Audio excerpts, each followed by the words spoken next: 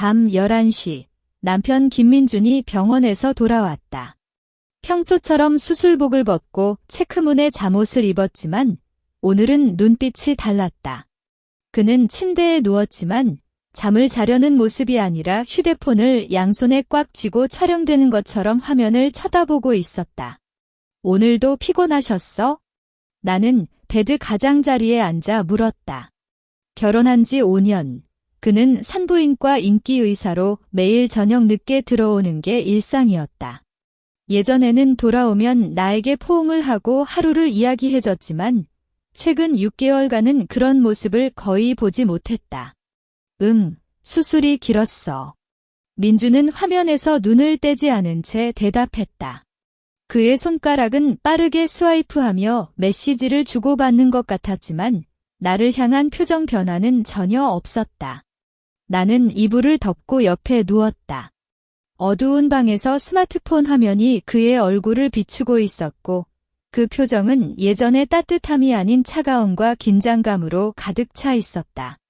평소 그는 잠자리에 들기 전에 휴대폰을 침대 옆 탁자에 놓고 잤지만 요즘은 매일 밤 휴대폰을 침대에 가져와 잠들 때까지 손에 쥐고 있다. 한참 후 민준이 잠든 듯 숨소리가 길어졌다.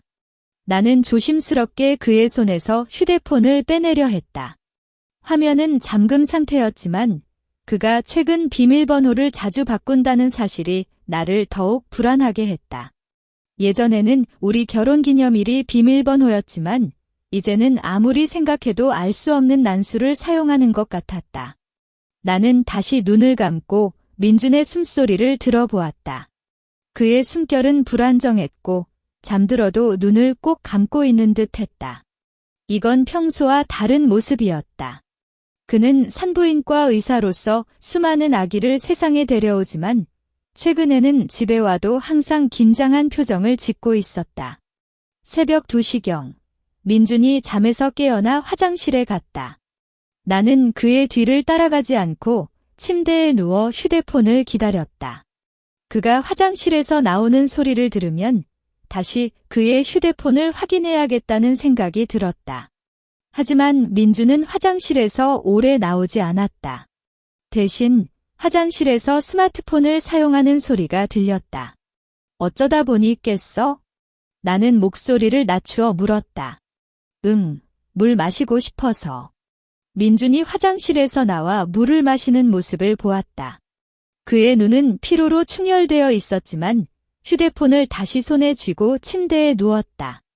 나는 그의 옆에 누워 어깨를 맞대고 잠을 청했다. 하지만 잠은 오지 않았다. 민준이 휴대폰 화면을 보는 빛이 내 눈을 찔렀다. 그가 무엇을 그렇게 열심히 보고 있는지, 왜 나에게는 숨기고 있는지. 수많은 의구심이 마음속에서 자라났다. 새벽녘, 민준이 드디어 잠들었다. 그의 호흡이 평온해지자 나는 조심스럽게 그의 휴대폰을 손에 넣었다. 지문 인식으로 잠금을 풀려고 시도했지만 실패했다. 그는 최근에 지문 인식도 바꿨는지 모른다. 나는 휴대폰을 다시 그의 손에 놓고 누웠다. 어두운 방에서 눈을 뜬 채 민준의 옆얼굴을 바라보았다. 과거에는 이 사람을 위해 모든 걸 줄 수 있었지만 지금은 그 뒤에 숨겨진 비밀에 대한 두려움이 더 컸다. 산부인과 의사라는 직업, 10년 이상 함께한 결혼 생활. 이 모든 게 거짓일 수 있다는 생각이 나를 겁먹게 했다. 아침이 왔다. 민주는 일찍 일어나 병원으로 갔다. 나는 그가 떠난 뒤 침대에서 일어나 그의 책상 서랍을 뒤져봤다. 과거에는 서랍에 아무런 비밀도 없었지만 최근에는 잠금이 걸려 있었다. 나는 서랍을 열 수 없었지만 그의 이상한 행동과 휴대폰의 비밀. 이 모든 게 결국엔 하나의 큰 비밀을 가리키고 있다는 걸 느꼈다. 나는 부엌에 가서 커피를 끓였다. 커피를 마시며 창밖을 보니 햇살이 화창하게 내리쬐고 있었다. 하지만 나의 마음속은 어둡고 차갑다. 남편 김민준. 이 사람이 정말로 내가 알던 사람인지 아니면 모든 걸 속인 거짓말쟁이인지. 이 질문에 대한 답을 찾기 위해 나는 오늘부터 속도감 있게 조사를 시작해야겠다. 민준이 병원에 갔다는 소리가 문을 닫는 순간 사라지자 나는 곧장 그의 서재로 달려갔다. 어젯밤 침대 위에서의 불안감이 아직 가시지 않았고 그의 비밀을 파헤치려는 마음이 촉박하게 달렸다. 서재 책상 서랍은 여전히 잠겨 있었지만 나는 그가 평소 노트북을 책상 위에 남겨두는 버릇이 있다는 걸 기억했다. 노트북이 과연 그대로 놓여 있었다. 화면을 켰을 때 비밀번호 입력 창이 뜨자 나는 가슴이 조여들었다. 민준이 컴퓨터 비밀번호도 바꿨을까? 겁이 나서 손을 떼고 싶었지만 이미 시작한 일은 되돌릴 수 없었다. 나는 결혼기념일, 우리 첫 만남의 날, 심지어 그의 생일까지 차례로 입력했다. 모두 틀렸다. 마지막으로 나는 그의 병원 직원 번호를 입력했다. 삐빅 하는 소리와 함께 화면이 켜졌을 때 나는 숨을 죽였다. 노트북 바탕화면은 아직 우리 둘의 여행 사진이었지만 그 아래 숨겨진 내용은 이미 변질되었을지도 몰랐다. 문서 폴더를 열자 병원 업무라는 이름의 폴더가 가장 위에 있었다. 클릭했을 때 수많은 엑셀 파일이 나열되자 손이 살짝 떨렸다. 파일명에는 2024년 3월 수익, VIP 환자관리, 의료기기 계약 등이 적혀 있었다. 나는 VIP 환자관리 파일을 먼저 열었다. 엑셀표에는 환자 이름, 나이, 입원일, 수술 내용과 함께 추가 비용이라는 독특한 항목이 있었다. 그 안에 적힌 금액은 최소 500만 원에서 최대 3천만 원까지 다양했다. 산부인과 수술로는 이 정도 추가 비용이 나올 수 없다는 걸 알았다. 민준이 이 추가 비용을 통해 불법적으로 돈을 모으고 있었다는 생각이 확실해졌다. 계속해서 의료기기 계약 파일을 열었다. 거기에는 특정 의료기기 회사와의 계약 내용과 함께 수수료 항목이 명시되어 있었다. 각 계약마다 10%에 해당하는 금액이 민준의 개인 계좌로 이체되는 것으로 적혀 있었다. 나는 그 계좌 번호를 메모장에 재빨리 적었다. 이 계좌가 바로 10억 원이 모여 있는 곳일 가능성이 높았다. 노트북을 닫기 전에 메시지 프로그램 아이콘을 눌렀다. 자동 로그인이 되어 있었고 최근 대화 목록에 지민이라는 이름이 가장 위에 있었다. 클릭했을 때 나타난 내용은 내 발을 묶은 것처럼 숨이 막혔다. 오늘도 수고했어. 그 VIP 환자의 추가 비용은 내 계좌로 잘 넣어줬어? 지민응, 알았어. 다음 주엔 그 돈으로 해외여행 갈까? 내가 원하던 유럽으로. 민준 정말. 너 때문에 아내한테 계속 거짓말해야 하는데 이 정도는 해줘야지. 그녀는 아직 모르고 있지? 지민 물론. 그녀는 그냥 집에서 밥만 해주는 바보일 뿐이야. 민준 바보. 그 단어가 내 머리를 휘감으며 열이 났다. 5년 동안 나는 이 사람을 위해 모든 걸 포기했다. 직장도 그만두고 집안을 책임졌고 그의 바쁜 의사 생활을 위해 항상 뒤에서 지원했지만 나는 그에게 바보로 취급받고 있었다. 메시지를 더 읽어보니 지민이 민준의 병원 동료이자 불륜 관계인 것, 그리고 두 사람이 함께 병원의 돈을 탈취해왔던 사실이 더욱 명확해졌다. 지민은 민준의 지시에 따라 환자에게 추가 비용을 부과하고 의료기기 회사로부터 수수료를 받아내는 역할을 하고 있었다. 나는 노트북을 끄고 메모장에 적어둔 계좌번호를 꼭 쥐었다. 숨이 가빠지고 눈물이 자꾸 차올랐지만 억지로 참았다. 이제 울고 슬퍼해도 아무 소용이 없다. 나는 이들에게 복수를 해야 한다. 그들의 불법적인 재산을 모두 빼돌려 그들이 누렸던 행복을 모두 박살내야 한다. 부엌으로 가서 물컵을 받아들었다. 차가운 물을 마시며 평정을 되찾으려 했지만 심장은 여전히 빠르게 뛰고 있었다. 나는 메모장에 적힌 계좌 번호를 바탕으로 은행에 전화해야겠다.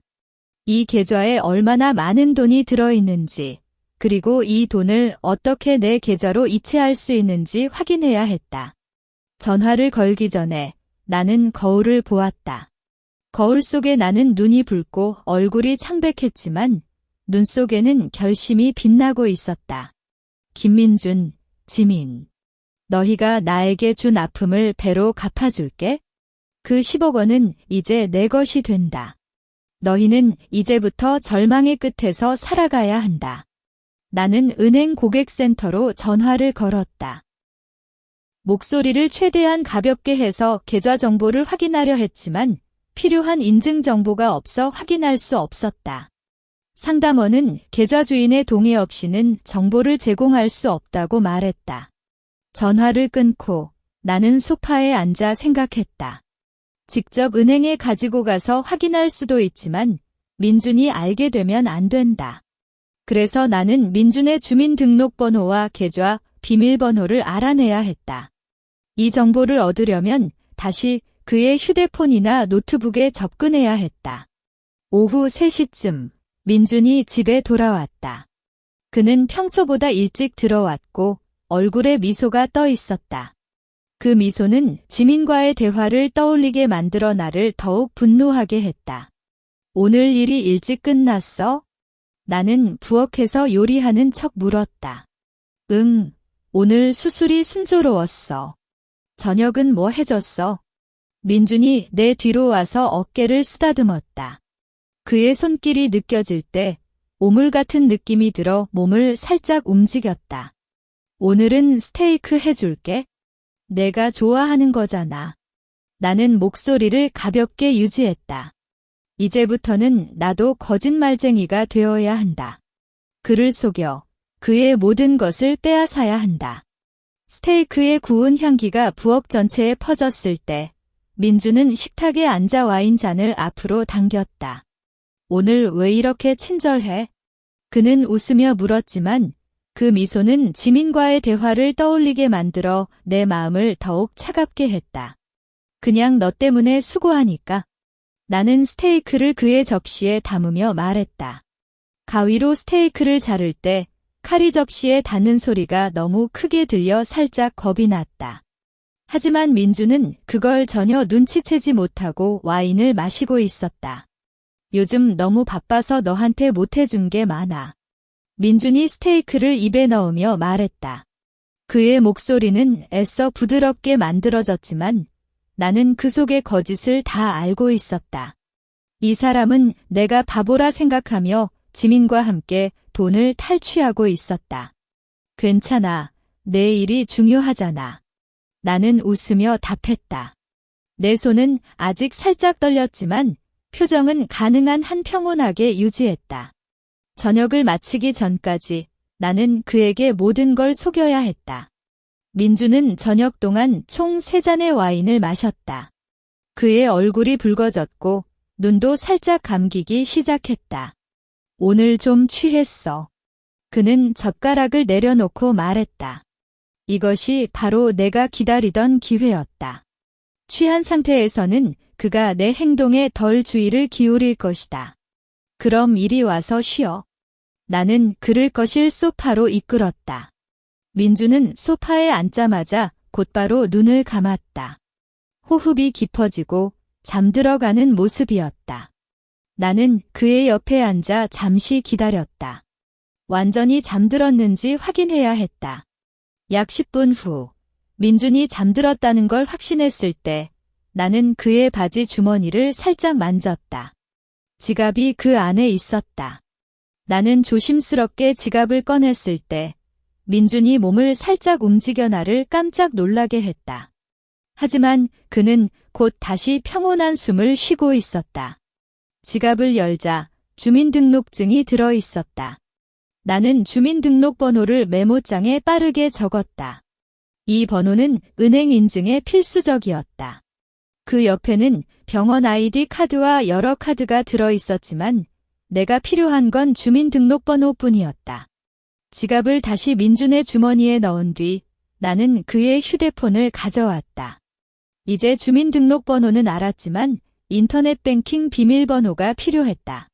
민준은 비밀번호를 자주 바꾸지만 어쩌면 병원과 관련된 숫자를 사용할지도 모른다고 생각했다. 그는 산부인과 의사로서 자신의 의사 번호를 자주 사용하는 버릇이 있었다. 나는 휴대폰 화면을 켰고 인터넷 뱅킹 앱을 실행했다. 로그인 화면이 뜨자 주민등록번호와 의사번호를 차례로 입력했다.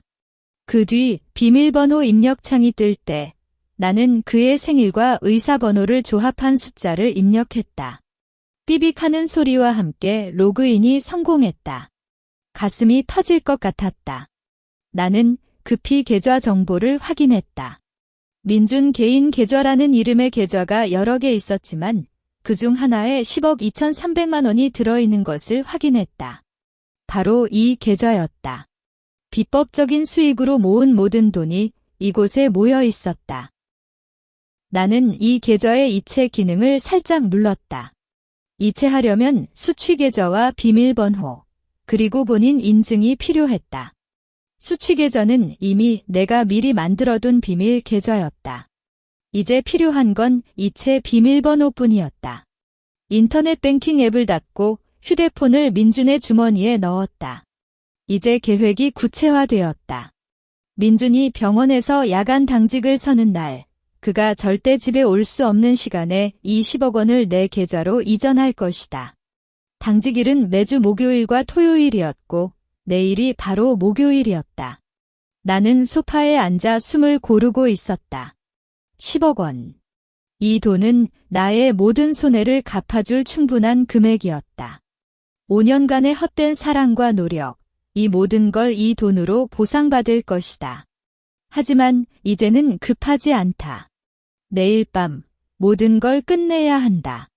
민준이 잠에서 깨어나 기어이 도는 모습을 보자 나는 재빨리 거실에서 나와 부엌으로 갔다. 잠은 잘 잤어? 나는 설거지를 하며 물었다. 응, 너 덕분에 잘 잤어. 민준이 내 뒤로 와서 어깨를 감쌌다. 그의 숨결에는 와인 냄새가 났지만 나는 몸을 떼지 않고 그냥 참았다. 이게 마지막이었다. 이런 거짓된 포옹을 더 이상 견딜 필요가 없다. 내일은 당직이잖아. 일찍 자야 할 것 같은데? 나는 설거지를 마치고 말했다. 응, 그래. 그래서 이제 자려고. 민준이 잠옷으로 갈아입고 침실로 갔다. 나는 그가 간 뒤 부엌에서 내 비밀 계좌 번호를 다시 확인했다. 모든 게 준비됐다. 내일 밤 20억 원은 완전히 내 것이 될 것이다. 그날 밤 나는 민준의 곁에서 잠을 청했다. 하지만 잠은 오지 않았다. 지금껏 겪었던 아픔과 분노, 그리고 앞으로 올 복수의 기쁨이 마음속에서 뒤섞여 있었다.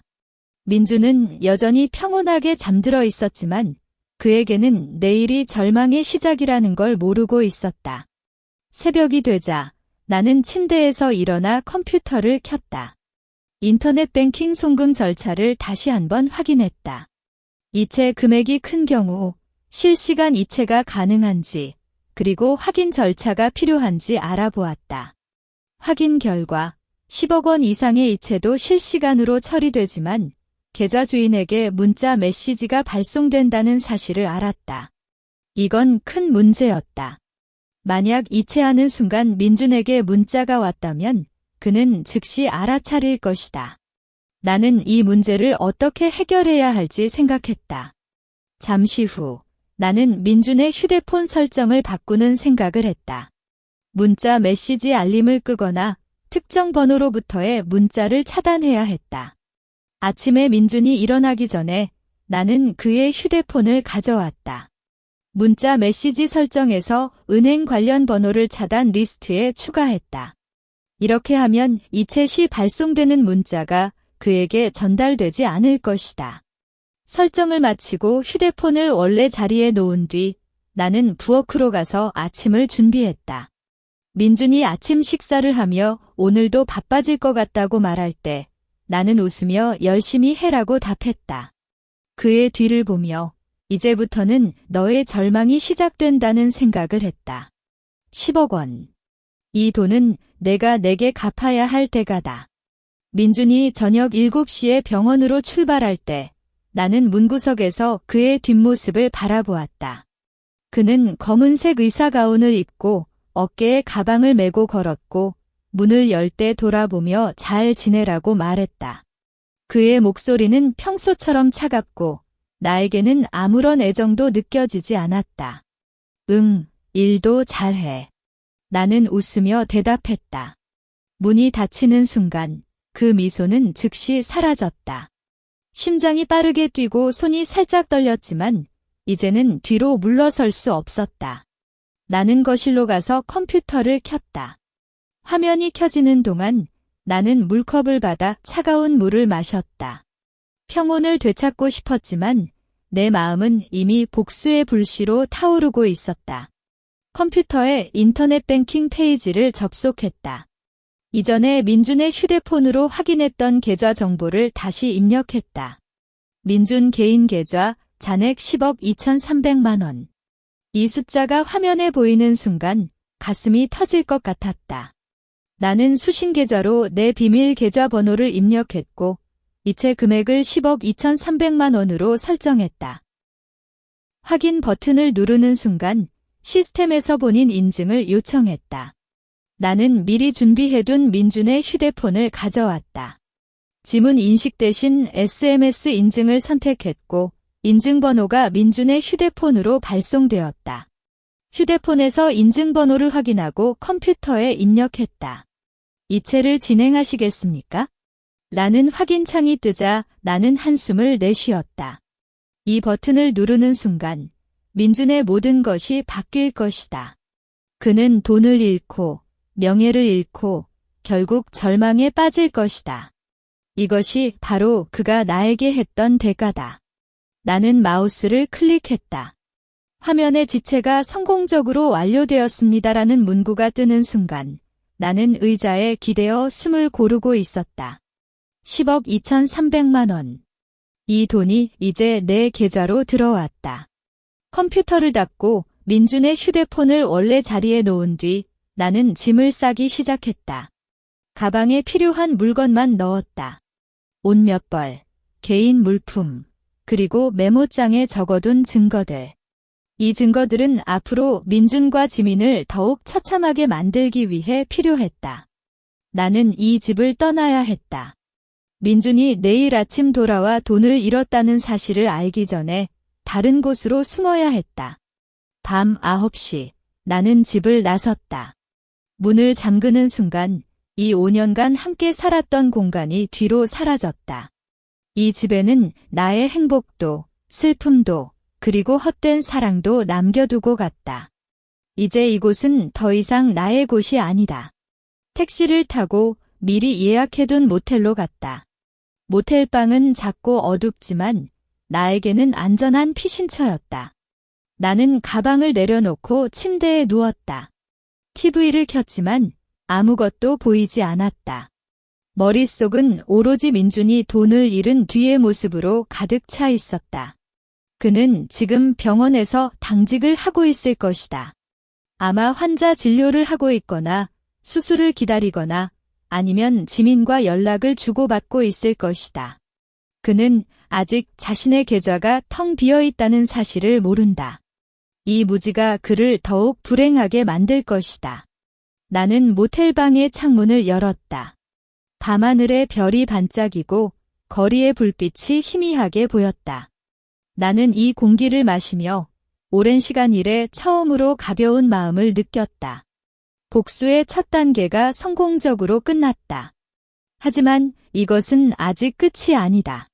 나는 민준이 눈을 잃고 명예를 잃고 모든 걸 잃는 모습을 직접 목격해야 한다. 새벽 2시경, 나는 휴대폰으로 민준이 다니는 병원 홈페이지를 검색했다. 당직 의사로 김민준의 이름이 올라와 있었다.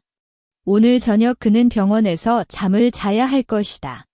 내일 아침, 그는 병원에서 업무를 시작하려고 계좌를 확인할 것이다. 그때 비로소 10억 원이 사라졌다는 사실을 알게 될 것이다. 나는 침대에 누웠다. 잠은 오지 않았지만 마음은 평온했다. 이제 기다리는 시간이다. 민준이 절망에 빠지는 모습, 지민이 그를 버리는 모습. 이 모든 걸 본 뒤 나는 비로소 과거를 잊고 새로운 삶을 시작할 수 있다. 아침이 조금씩 밝아졌다. 모텔방 커튼을 살짝 열자 햇살이 천천히 떠오르고 있었다. 나는 커피를 끓여 마시며 휴대폰을 들고 있었다. 병원에서 무슨 일이 벌어지고 있는지, 민준이 어떤 반응을 보이는지, 이 모든 것을 알고 싶었다. 오전 9시, 나는 모텔을 나갔다. 위장복을 입고 민준의 병원 근처 카페에 들어갔다. 카페 창문을 통해 병원 현관을 지켜보고 있었다. 사람들이 오가지만 민준의 모습은 보이지 않았다. 아마 그는 아직 계좌를 확인하지 않았거나 확인했지만 충격을 받아 정신이 없을 것이다. 1시간이 지났다. 병원 현관에서 간호사들이 긴장한 표정으로 이야기를 나누는 모습을 보았다. 그들의 입을 보니 김 의사, 돈, 문제라는 단어가 들렸다. 이제 민준이 돈을 잃었다는 사실이 병원 내부로 퍼지기 시작한 것이다. 나는 카페에서 나와 병원 로비 근처에 숨어 있었다. 로비에는 환자와 보호자가 많았지만 나는 민준을 찾고 있었다. 갑자기 병원 내부에서 큰 소리가 났다. 어디 갔어? 내 돈은 어디 갔어? 그것은 민준의 목소리였다. 절망적이고 분노에 찬 목소리였다. 나는 더욱 숨었다. 이 목소리가 바로 나의 복수의 첫 결과였다. 김민준, 이제 내 지옥이 시작된다. 병원 로비에서 민준의 절규가 퍼질 때 나는 즉시 복도 구석으로 숨어들었다. 흰색 코트를 걸치고 고개를 숙여 환자 가족인 척했지만 귀는 민준이 있는 방향으로 쫓아갔다. 누구야? 누가 내 돈을 가져갔어? 그의 목소리는 거칠고 끊어지며 분노와 절망이 뒤섞여 있었다. 몇몇 간호사들이 달려가 그를 붙잡았다. 김 의사님, 진정하세요. 무슨 일이에요? 계좌. 내 계좌에 있던 10억 원이 다 사라졌어. 민준은 간호사들의 손을 뿌리치며 소리쳤다. 그의 얼굴은 새빨갛게 달아올랐고 눈동자는 충혈되어 있었으며 거의 미친 사람처럼 발을 구르고 있었다. 나는 복도 벽에 기대어 숨을 죽였다. 이 모습이 바로 내가 원했던 것이다. 과거 차가운 의사로서 환자들을 대하던 그 모습은 하나도 남아있지 않았다. 이제 그는 단지 돈을 잃은 탓에 자존심도 인격도 잃은 추태를 보이고 있었다. 계좌를 다시 확인해 보세요. 아마 시스템 오류일 수도. 한 간호사가 겁먹은 표정으로 말했다. 확인했어. 3번이나 확인했어. 텅 비어 있어. 민주는 휴대폰을 꺼내 화면을 보여주며 소리쳤다. 그의 손이 심하게 떨려 휴대폰 화면이 흔들렸다. 그때 지민이 복도를 달려왔다. 그녀는 흰색 간호복을 입고 얼굴에 긴장한 표정을 짓고 있었다. 민준 오빠, 무슨 일이에요? 사람들이 다 보고 있어요. 지민이 민준의 팔을 잡아당겼지만 민준은 그녀를 밀어냈다. 너도 알지? 우리가 모은 돈. 다 사라졌어. 어떻게? 그 계좌는 비밀번호도 바꿨어야 했잖아. 지민의 목소리가 떨렸다.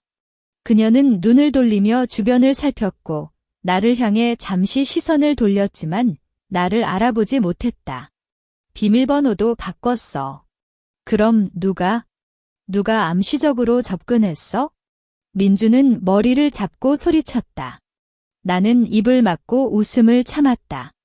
이 두 사람이 서로 의심하며 다투는 모습을 보니 마음속에 오랜 시간 일에 쌓인 분노가 조금씩 풀렸다. 지민은 이제 민준이 돈을 잃었다는 사실을 알고 겁을 먹고 있었다. 그녀는 민준과 함께 돈을 탈취했지만 이제는 그를 버릴지도 모른다. 민준은 병원 관리실로 달려갔다. 계좌 이체 기록. 지금 당장 찾아봐. 누가 내 돈을 가져갔는지. 관리실 직원들은 겁에 질린 표정으로 컴퓨터를 켰다. 나는 복도 끝에서 이 모든 걸 지켜봤다. 이체 기록을 찾아봐도 소용없다. 나는 모든 흔적을 지웠고 이체는 민준의 휴대폰과 인증 정보를 통해 합법적으로 진행했기 때문이다. 약 30분 뒤 민준이 관리실에서 나왔다. 그의 얼굴은 창백했고 걸을 때 발이 흔들렸다. 어떻게 된 거지? 그는 혼자 중얼거렸다. 관리실 직원들이 뒤에서 속삭이는 소리가 들렸다. 계좌 이체는 본인 인증을 통해 진행됐어요. 그럼 김 의사가 직접 이체한 건가요? 근데 왜 그런 걸 모르고 싸우는 거죠? 이 말들을 들은 지민의 표정이 더욱 어두워졌다. 그녀는 민준에게 다가가 오빠, 정말 내가 한 거야? 그 돈을 혼자 가져가려고? 라고 물었다. 아니, 나는 그런 거 안 했어. 민준은 지민을 다시 밀쳐냈고 그녀는 뒤로 넘어져 팔을 다쳤다. 이제 어떡해? 저 돈 없으면? 지민이 눈물을 글썽이며 말했다. 그녀는 이제 자신의 미래가 망했다는 걸 깨달았고 민준을 향해 원망의 눈빛을 보냈다. 이들 두 사람은 이제 돈이라는 유일한 연결고리도 잃었고 남은 건 서로에 대한 의심과 원망뿐이었다. 나는 병원에서 나왔다. 카페에 들어가 다시 커피를 마시며 민준과 지민의 모습을 떠올렸다. 복수의 첫 단계는 완벽히 성공했다. 하지만 이것은 아직 끝이 아니다. 나는 다음 단계로 넘어가야 한다. 민준이 눈을 잃는 순간 그를 직접 목격해야 한다. 오후 2시경 나는 다시 병원 근처 편의점에서 쉬고 있었다. 휴대폰으로 민준이 다니는 병원 응급실 상태를 확인했다. 아직은 특별한 소식이 없었다. 하지만 나는 기다릴 수 있었다. 민준은 이제 돈을 잃고 정신이 없지만 병원에서의 업무는 계속해야 한다. 그 중에서도 긴급 수술이 필요한 환자가 나타났을 때 그는 돈을 지불하지 못해 절망에 빠질 것이다. 그리고 그 절망이 바로 그의 시력을 앗아갈 것이다. 나는 예전에 민준이 스트레스와 긴장이 극한 상태에 이르면 일시적인 시력 상실이 일어날 수 있다고 말한 적이 있다는 걸 기억했다. 그는 산부인과 의사로서 이러한 질병에 대해 잘 알고 있었지만 자신이 그런 상황에 처할 줄은 몰랐을 것이다. 나는 편의점에서 물을 사 마시며 기다렸다. 사람들이 오가지만 내 마음은 평온했다. 이제 민준의 운명을 기다리는 것뿐이다. 그가 눈을 잃고 모든 것을 잃는 순간. 그 순간을 본 뒤 나는 비로소 과거를 완전히 잊고 새로운 삶을 시작할 수 있다. 해가 서서히 지기 시작했다. 병원의 불빛이 점차 밝아졌다. 나는 다시 병원 로비 근처에 숨어 내일 아침까지 기다리기로 했다. 민준이 오늘 밤도 병원에서 지내야 할지도 모른다. 그의 정신 상태로는 집에 갈 수 없을 것이다. 나는 복도 구석에 앉아 다리를 꼬고 있었다. 차가운 바닥에 앉아도 몸이 차갑지 않았다. 복수의 불씨가 내 마음속에서 계속 타오르고 있었기 때문이다. 김민준, 지민. 너희가 나에게 준 아픔을 이제부터 하나씩 갚아주마. 너희의 절망이 나의 가장 큰 보상이 될 것이다. 해가 완전히 지고 병원 주변이 어두워졌을 때 갑자기 경적 소리가 거침없이 다가왔다. 빨간 불빛이 병원 현관을 비추자 나는 즉시 편의점 창문 뒤로 숨어들었다. 응급 환자였다. 이것이 바로 내가 기다리던 순간이었다. 어머니가 갑자기 태동이 없어졌어요. 제왕절개 수술해주세요. 남성의 긴급한 외침이 들려왔다. 2명의 구급대원이 들꺼들 밀고 들어왔고 그 위에는 배가 부른 임산부가 눈을 감고 고통스러워하는 모습이었다. 남편인 남성은 들꺼들 따라가며 눈물을 글썽이며 빨리 해주세요. 제 아내와 아기가 안 되겠어요. 라고 소리쳤다. 간호사들이 환자를 응급실로 안내했고 곧이어 민준이 복도를 달려왔다. 그는 아직도 창백한 얼굴에 눈동자는 충혈되어 있었지만 의사로서의 직업성으로 긴장한 표정을 유지하고 있었다. 상태를 보여줘. 그는 간호사에게 말했고 들것에 누워있는 임산부를 살펴보았다. 태아 심박동이 거의 없어요. 김 의사님.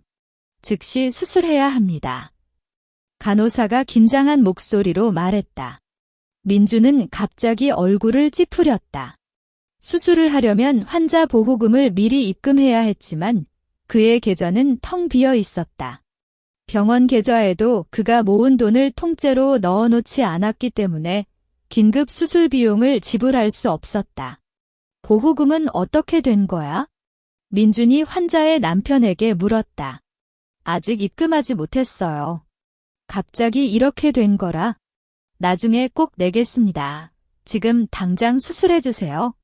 남성이 절규하며 말했다.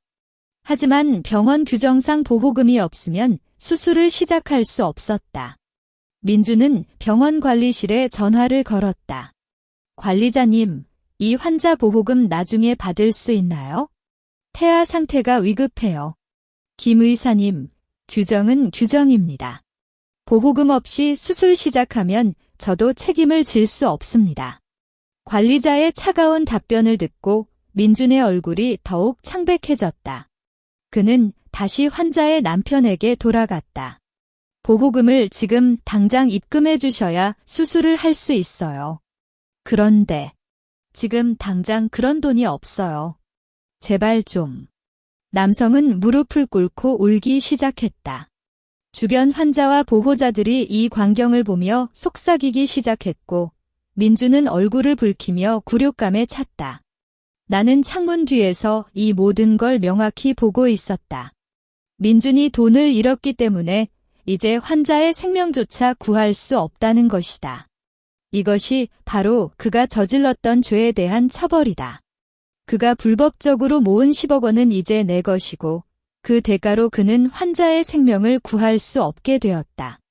민주는 휴대폰을 꺼냈다. 아마 지민에게 돈을 빌려달라고 할까?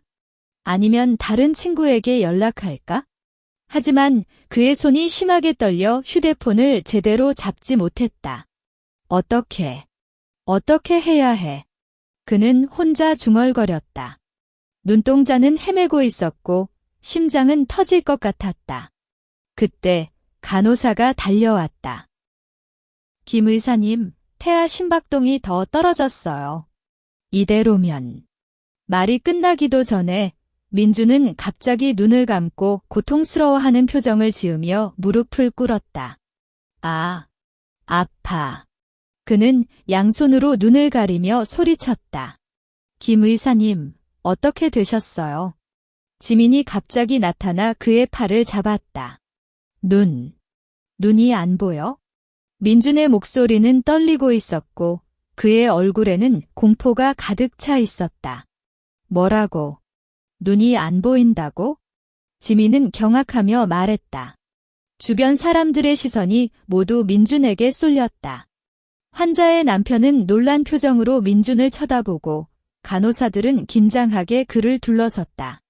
김 의사, 눈을 뜨고 봐요. 잘 보이지 않아요? 아니, 아무것도 보이지 않아. 민준은 소리치며 양손을 더 세게 눈에 대고 있었다. 나는 심장이 빠르게 뛰고 있었다.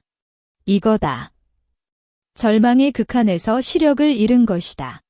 그가 예전에 말했던 것처럼 스트레스와 긴장이 극한에 달했기 때문에 일시적인 시력 상실이 일어난 것이다.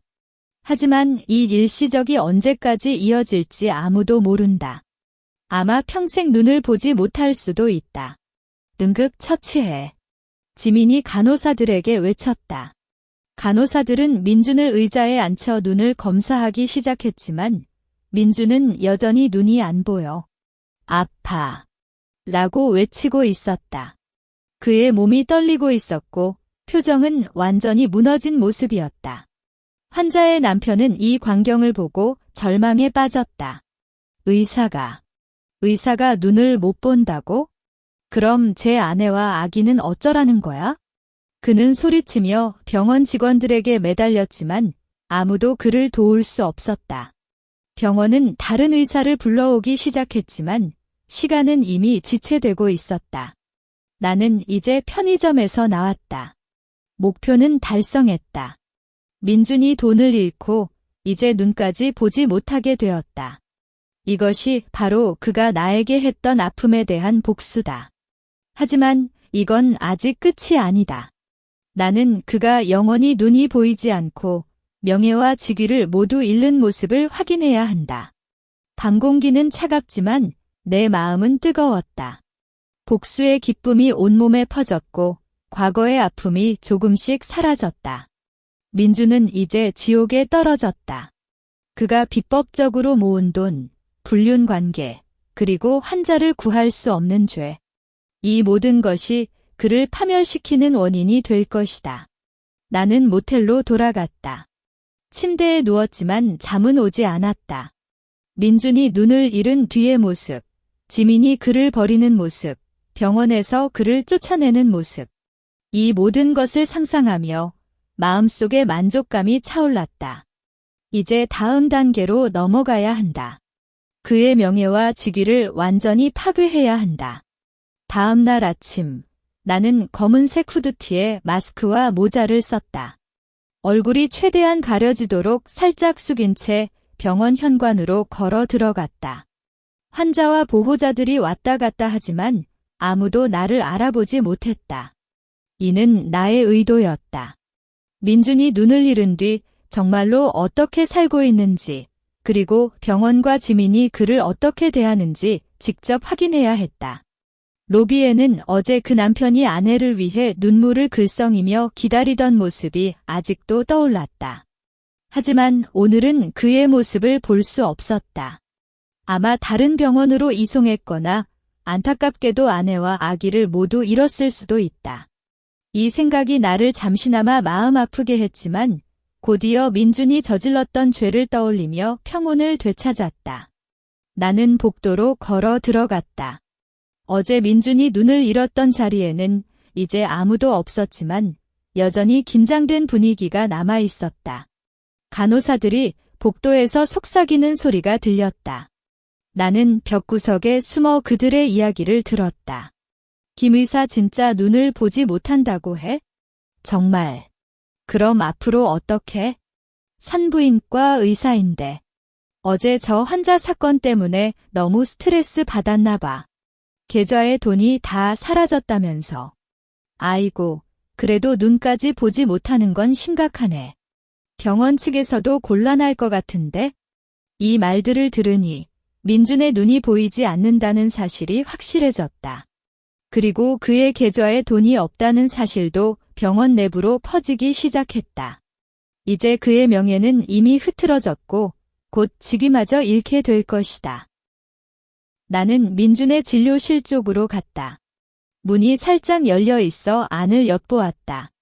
민준이 의자에 앉아 있고 지민이 그의 옆에 서 있었다. 민준은 양손으로 눈을 가리고 있었고 표정은 절망에 가득 차 있었다. 아직도 눈이 보이지 않아. 그의 목소리는 낮고 허무했다. 오빠, 의사한테 검사 받았잖아. 일시적인 시력 상실이라고 했어? 조금만 기다리면 나아질 거야. 지민의 목소리는 애써 부드럽게 만들었지만 그 표정에는 불안과 답답함이 묻어났다. 나는 그녀가 이제 민준이 눈을 보지 못해서 불편해하고 있음을 알았다. 이제 민준은 그녀에게 아무런 이익도 주지 못할 수 있다. 일시적. 정말 그래? 그럼 왜 아직도 안 나아? 민준은 소리치며 지민을 향해 손을 뻗었다. 하지만 그의 손은 헤매다가 지민의 팔을 건드리지 못하고 떨어졌다. 오빠, 조심해요. 지민은 민준의 손을 밀어냈고 그녀의 눈빛에는 원망이 섞여 있었다. 너 이제 나를 버릴 거야? 그렇지. 민준이 갑자기 말했다. 그의 목소리에는 슬픔과 의심이 뒤섞여 있었다. 어떻게 그런 말을 해요? 오빠를 버릴 리가? 지민은 말을 꺼냈지만 그의 눈을 보지 않고 다른 곳을 바라보았다. 이는 거짓말임을 분명히 보여주고 있었다. 나는 진료실 문을 살짝 닫고 복도로 돌아왔다. 지민은 곧 민준을 버릴 것이다. 그녀는 돈과 명예를 위해 민준과 함께 했을 뿐, 이제 민준이 눈을 보지 못하고 돈도 없다면 그녀에게는 아무런 가치가 없다. 이것이 바로 불륜 관계의 참모습이다. 병원 이사장이 복도를 걸어왔다. 그의 얼굴은 심각했다. 김민준 의사는 지금 어디에? 이사장이 근처 간호사에게 물었다. 진료실에 계세요, 이사장님. 알았다. 불러와. 이사장의 목소리는 차갑고 단호했다. 이제 민준과 병원의 관계가 끝나는 순간이 왔다. 몇 분 후, 지민이 민준을 부축하며 진료실에서 나왔다. 민준은 아직 양손으로 눈을 가리고 있었고, 걸을 때 발이 흔들렸다. 이사장님. 민준이 이사장의 존재를 느끼고 말했다. 김 의사, 최근 발생한 일들을 모두 들었다. 이사장은 차갑게 말했다. 환자 보호금 문제, 계좌 이체 문제, 그리고 어제의 응급 환자 사건. 이 모든 것이 병원의 명예를 심각하게 훼손했어. 하지만, 이사장님, 저는 의도적으로 그런 게 아니었어요. 돈은 누군가 가져갔고, 눈도. 이제 그런 변명은 하지 마. 이사장이 말을 가로챘다. 병원 측은 오늘부로 당신과의 계약을 해지하겠다. 그리고 어제 환자 사건에 대한 책임도 당신이 져야 할 것이다. 뭐라고? 해지. 그럼 나는 어떻게 살아? 민준은 소리치며 몸을 앞으로 내밀었다. 하지만 그의 발이 헛디디며 넘어질 뻔했다. 지민이 그를 붙잡았지만 그녀의 표정에는 이제 더 이상 관심이 없었다. 이건 당신의 잘못이야. 스스로 책임지고 살아가라. 이사장은 말을 마치고 돌아섰다. 민준은 그의 뒤를 향해 이사장님. 기다려요. 라고 소리쳤지만 아무도 그를 돌아보지 않았다. 이제 어떻게? 이제 나는. 민준은 무릎을 꿇고 울기 시작했다. 그의 울음소리는 절망적이었고 주변 사람들의 시선이 모두 그에게 쏠렸다. 지민은 민준의 옆에 서서 오빠, 그만 울어요? 사람들이 다 보고 있어요? 라고 말했지만 그녀의 목소리에는 아무런 위로도 없었다. 나는 이 모든 걸 본 뒤 병원에서 나갔다. 햇살이 눈부셨어도 나의 마음은 차갑고 평온했다. 민준은 이제 눈을 보지 못하고 직위도 잃었다. 그리고 지민도 곧 그를 버릴 것이다. 이것이 바로 그가 저질렀던 죄에 대한 처벌이다. 하지만 이것은 아직 끝이 아니다. 나는 그의 명예를 완전히 파괴하고 법적 책임까지 져야 비로소 복수를 마칠 수 있다. 나는 카페에 들어가 휴대폰을 꺼냈다. 미리 준비해둔 증거들을 정리했다. 민준과 지민이 병원에서 환자 보호금을 탈취한 증거, 의료기기 계약에서 수수료를 받은 증거, 그리고 불륜 관계의 메시지 기록. 이 증거들을 병원 이사회와 언론에 제출하면 민준과 지민은 더욱 처참한 결과를 맞이할 것이다. 복수의 다음 단계가 시작되었다. 이번에는 그들의 명예와 자존심을 완전히 박살낼 것이다. 김민준, 지민. 너희가 나에게 준 아픔을 이제부터 마지막까지 갚아주마. 너희는 이제부터 절망의 끝에서 영원히 살아야 한다.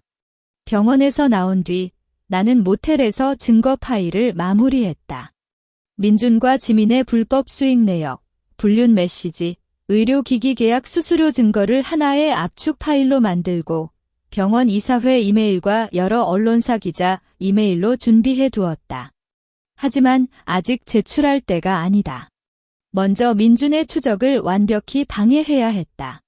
오후 3시경 예전에 알고 지냈던 병원 관계자인 박순자 씨에게 전화를 걸었다. 순자 씨, 오랜만이에요. 혹시 김민준 의사 관련해서 최근 이야기 들었어요? 나는 목소리를 변조하며 물었다. 순자 씨는 병원에서 20년 넘게 일한 간호장이었고 민준의 부정행위를 예전부터 눈치채고 있었지만 입을 다물고 있었다. 아이고, 그분 정말 안 되셨어요. 눈도 보이지 않고 병원에서 해고당했어요. 지금은 경찰에 신고해서 아내가 돈을 훔쳐 도망갔다고 말하고 계세요. 순자 씨의 목소리에는 안타까움이 묻어 있었다. 경찰에 신고했다고? 어떤 내용으로? 10억 원을 훔쳐 달아났다는 거예요. 경찰이 지금 그분 집과 주변을 조사하고 계시는데 아무런 흔적도 찾지 못하고 계세요. 나는 미소를 지었다. 예상대로였다. 민주는 눈을 잃고 직위도 잃어 절망에 빠졌고 이제 나를 찾아가 돈을 되찾으려고 경찰에 신고했다. 하지만 그는 나의 행방을 아무것도 모르고 단지 헛된 기대로 경찰에 의존하고 있었다. 그럼 지민 간호사는 어떻고 계세요? 그분은 지금 김민준 의사 곁에 있지만 마음속으로는 떠나고 싶어 하는 것 같아요. 저녁에 병원 근처 카페에서 혼자 울고 있었다는 이야기도 들었어요. 순자 씨의 말을 들으며 지민이 이제 민준을 버릴 준비를 하고 있음을 확인했다. 이는 나에게 매우 유리한 상황이었다. 전화를 끊자마자 나는 즉시 행동했다. 먼저 인터넷으로 부산과 제주도의 호텔 예약 사이트에 접속했다. 가짜 이름과 가짜 연락처로 각지에 1박 2일 예약을 했다. 그리고 지하상가에서 가짜 기차표와 버스표를 샀다. 부산행 기차표는 내일 아침, 제주도행 비행기표는 모레 오후로 설정했다. 이 모든 가짜 단서를 민준의 집 근처 쓰레기통에 넣었다. 경찰이 집을 조사할 때 이 단서들을 발견하게 되고 나는 부산이나 제주도로 도망갔다고 오해할 것이다. 또한 나는 민준의 휴대폰에 가짜 문자 메시지를 보냈다. 민준아, 이제 너는 나를 찾을 수 없어. 부산에서 새로운 삶을 시작할 거야. 돈은 내가 잘 쓸게. 보낸 사람, 익명. 이 문자는 민준에게 더욱 분노를 안겨주면서 동시에 내가 부산에 있다는 잘못된 정보를 심어줄 것이다. 그는 눈이 보이지 않아 문자를 직접 읽을 수 없기에 지민에게 읽어달라고 할 것이다. 지민은 이 문자를 보고 더욱 확신하게 되어 내가 부산으로 도망갔다는 사실을 경찰에 알릴 것이다.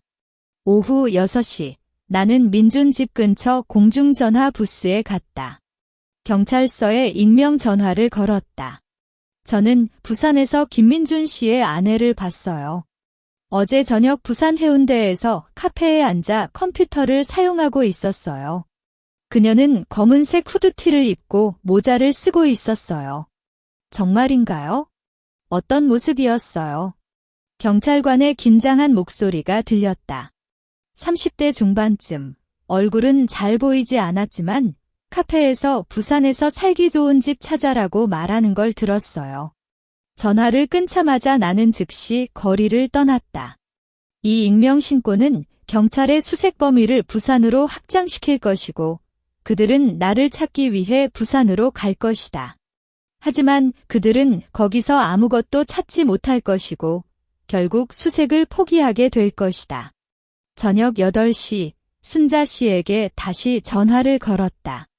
순자 씨, 혹시 경찰에서 새로운 발견이 있었어요? 아이고, 경찰관들이 김민준 의사 집 근처 쓰레기통에서 부산과 제주도 호텔 예약 확인서와 열차표를 발견했어요. 그리고 그분 휴대폰에 익명 문자도 왔대요. 이제 경찰이 부산으로 수색을 갈 거라고 하네요. 순자 씨의 목소리는 신기했다. 그럼 지민 간호사는 어떻게 지내시나요? 그분은 경찰에게 아내가 평소 부산에 친구가 있어서 갈 것 같다고 말했어요. 이제 김민준 의사를 혼자 버려두고 집에 갔어요. 나는 만족스러운 웃음을 지었다. 모든 계획이 완벽하게 진행되고 있었다. 경찰은 부산으로 수색을 갈 것이고 지민은 민준을 버렸다. 이제 민준은 눈을 보지 못하고 혼자 남겨졌으며 나를 찾을 수도 없고 돈도 되찾을 수 없다. 그는 완전히 절망의 늪에 빠졌다.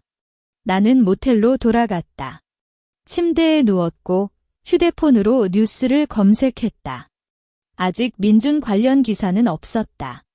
하지만 곧 병원에서의 사건과 그의 눈이 보이지 않는 사실, 그리고 10억 원이 사라진 사건이 언론에 보도될 것이다.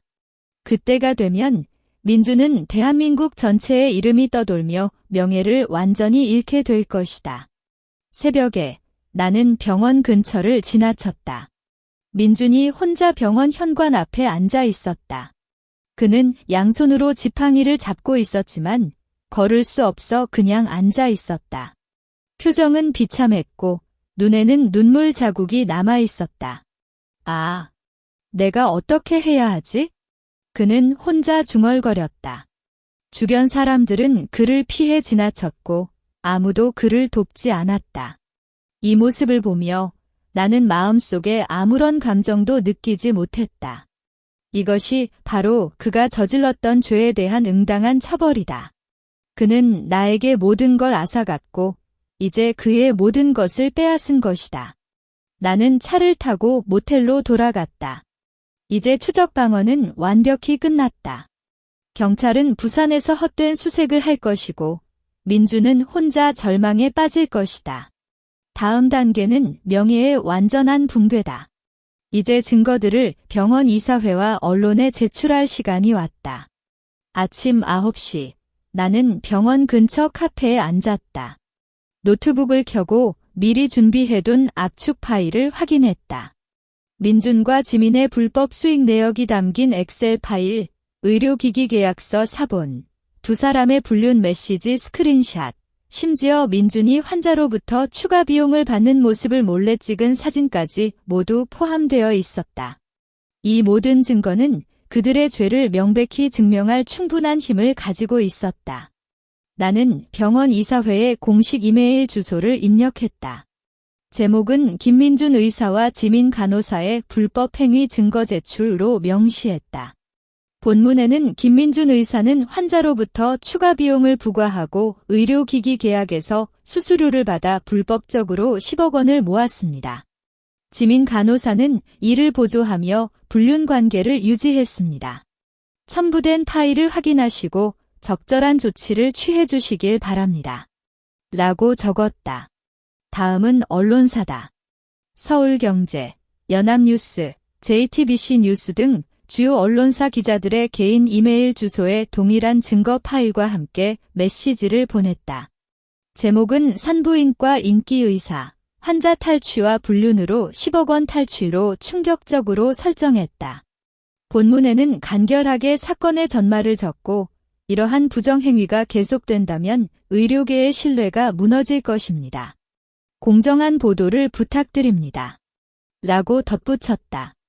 메일을 보내는 버튼을 누르는 순간 나는 한숨을 쉬었다. 이제는 돌아갈 수 없다. 민준과 지민의 명예는 이 메일이 전송된 순간부터 완전히 파괴될 것이다. 카페 창밖을 보니 햇살이 화창하게 내리쬐고 있었다. 하지만 이 햇살은 민준과 지민에게는 절망의 빛으로 다가갈 것이다. 오후 1시 휴대폰에서 뉴스 알림이 왔다. 산부인과 의사 김민준, 환자 비용 탈취 및 불륜 의혹 발각, JTBC 뉴스. 나는 급히 기사를 열었다.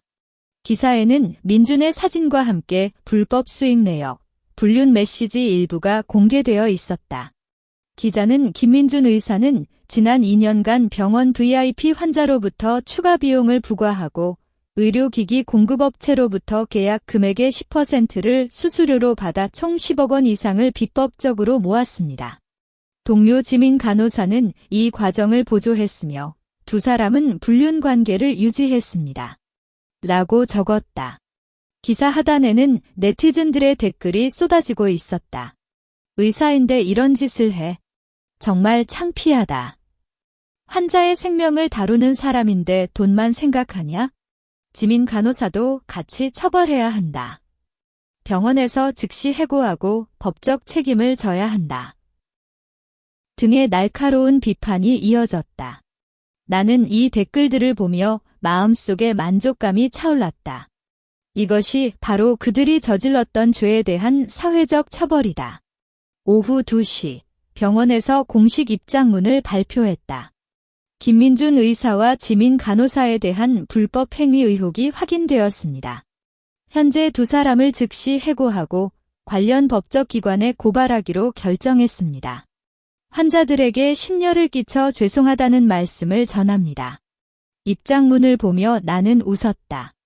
병원은 이제 민준과 지민을 버렸다.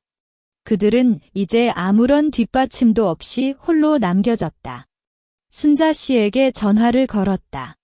순자 씨, 뉴스 보셨어요? 아이고, 보고는 있습니다. 정말 충격이에요. 병원 안이 한바탕 난장판이에요. 기자가 때로 몰려다니고 환자들도 항의하러 왔어요. 지민 간호사는 아까 경찰을 맞이해서 갔어요. 울고 있었어요. 순자 씨의 목소리는 긴장했다. 민준 씨는 어떻게 지내시나요? 그분은 아직 병원 현관 앞에 앉아 계세요. 눈을 뜨지 못해 움직일 수 없고 기자들의 카메라에 둘러싸여 있어요. 정말 불쌍해 보이지만 이건 자업자득이죠. 나는 카페에서 나왔다. 병원 방향으로 걸어갔지만 멀리서만 살짝 엿보았다. 병원 현관 앞에는 기자들과 카메라맨이 줄지어 서 있었고 그 한가운데 민준이 홀로 앉아 있었다. 그는 양손으로 눈을 가리고 있었고 기자들의 질문에 아무런 대답도 하지 못했다. 김 의사, 불법 수익은 사실인가요? 지민 간호사와의 분류는 어떻습니까? 환자들을 속였습니까? 등의 질문이 쏟아졌지만 민준은 오직 울음만 쏟아냈다. 지민은 경찰관과 함께 병원에서 나왔다. 그녀는 얼굴을 가리고 있었지만 눈물이 얼굴을 타고 흘러내리고 있었다. 전 아무것도 몰랐어요. 김민준 의사가 강요했어요. 그녀는 기자들에게 소리쳤지만 아무도 그의 말을 믿지 않았다. 경찰관은 그녀를 안내하며 질문에 답해주세요. 라고 말했다. 이제 지민도 법적 책임을 져야 할 운명이었다. 나는 이 광경을 본 뒤 차를 타고 모텔로 돌아갔다. 모든 것이 끝났다. 민주는 눈을 보지 못하고 명예와 직위를 모두 잃었으며 법적 책임까지 져야 한다. 지민도 병원에서 해고되고 불륜과 불법 행위의 공범으로 처벌받을 것이다. 이것이 바로 나의 복수다. 5년간의 헛된 사랑과 아픔, 이 모든 것을 이렇게 갚아줬다. 휴대폰에서 뉴스가 또 업데이트되었다. 김민준 의사, 불법 수익 및 불륜 사실 인정. 죄송합니다. 지민 간호사, 공범으로 기소 예정. 병원 해고 확인. 기사에는 민준이 경찰에게 모든 게 사실입니다. 죄송합니다. 라고 고백한 내용과 지민이 병원에서 해고된 후 경찰에 의해 조사를 받는 모습이 담겨 있었다. 나는 모텔방에서 창문을 열었다. 바람이 부드럽게 불어오자 마음은 오랜만에 무척이나 평온해졌다. 복수는 성공했다. 하지만 이 기쁨 뒤에는 아무런 허전함도 없었다. 오히려 과거의 아픔이 사라지고 새로운 시작을 향해 나아갈 용기가 생겼다. 이 제 10억 원을 활용해 새로운 삶을 시작할 시간이다. 어떤 도시에서 살 것인지, 어떤 일을 할 것인지. 아직 세부적인 계획은 없지만 나는 자유롭다. 민준과 지민은 이제 절망의 끝에서 살아가지만 나는 새로운 세상으로 나아갈 것이다. 복수의 마지막 단계가 완료되었다. 김민준, 지민. 너희가 나에게 준 아픔을 모두 갚아줬다. 이제 너희는 자신의 죄를 지고 살아가고 나는 과거를 잊고 새로운 삶을 시작한다. 이것이 바로 우리의 운명이다. 모텔에서 마지막 짐을 정리했다. 가방을 메고 나갔을 때 이 도시의 공기가 익숙하면서도 이제는 버릴 수 있는 기억으로 느껴졌다. 택시를 타고 기차역으로 갔고 미리 예매한 광주행 기차표를 꺼냈다. 광주는 나의 고향이 아니었지만 사람들이 모르는 새로운 도시에서 평온한 삶을 살고 싶었다. 기차가 출발하는 소리와 함께 과거의 모든 아픔이 점차 멀어졌다. 창밖을 보니 풍경이 빠르게 지나가고 있었다. 김민준의 절망적인 모습, 지민의 울음소리, 기자들의 카메라 섬광. 이 모든 것들이 이제 과거의 한 장면으로 남았다. 나는 이제 이들을 잊고 새로운 삶을 시작할 것이다. 광주에 도착했을 때는 해가 저녁녘 무렵이었다. 미리 예약해둔 아파트로 갔다. 15평 크기의 작은 아파트이지만 창문을 열면 시원한 바람이 불고 주변은 조용했다. 이곳이 나의 새로운 시작점이 될 것이다. 아파트 정리를 마친 뒤 나는 컴퓨터를 켰다. 뉴스를 검색했을 때 민준과 지민에 대한 최신 소식이 나왔다.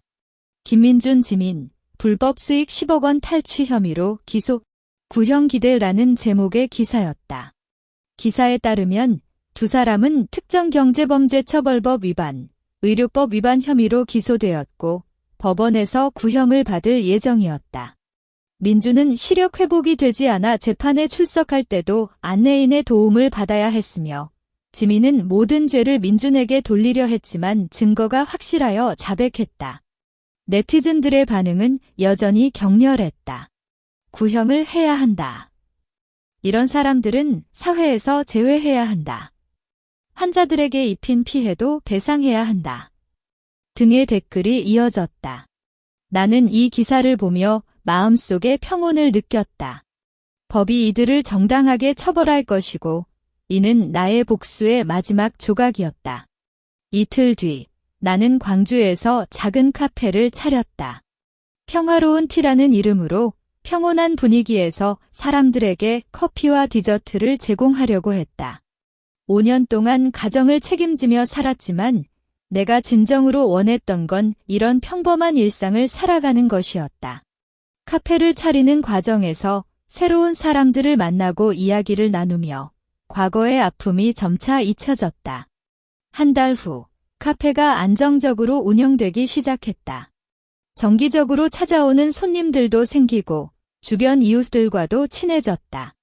어느 날 순자 씨에게 전화를 걸었다. 순자 씨, 잘 지내세요? 아이고, 너무 잘 지내요. 너도 잘 지내는구나. 정말 다행이에요. 순자 씨의 목소리는 기쁘게 들렸다. 민준과 지민 소식은 있나요? 아이고, 재판 결과가 나왔어요. 김민준 의사는 3년형 실형을 받고 복역 중이에요.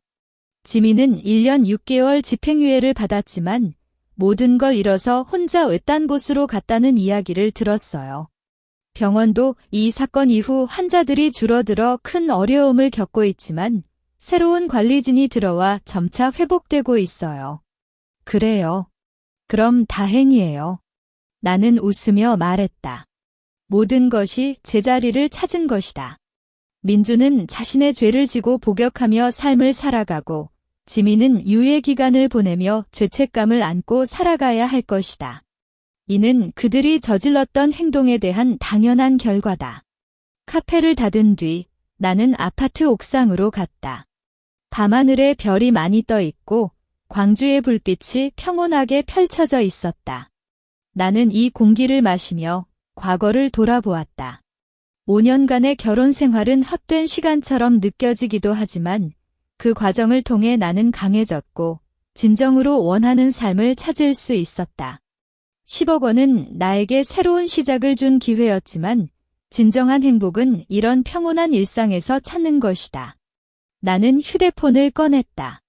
민준과의 결혼 사진이 저장되어 있었지만 이제는 그냥 과거의 한 기념품으로 생각했다. 나는 사진을 삭제하지 않았다.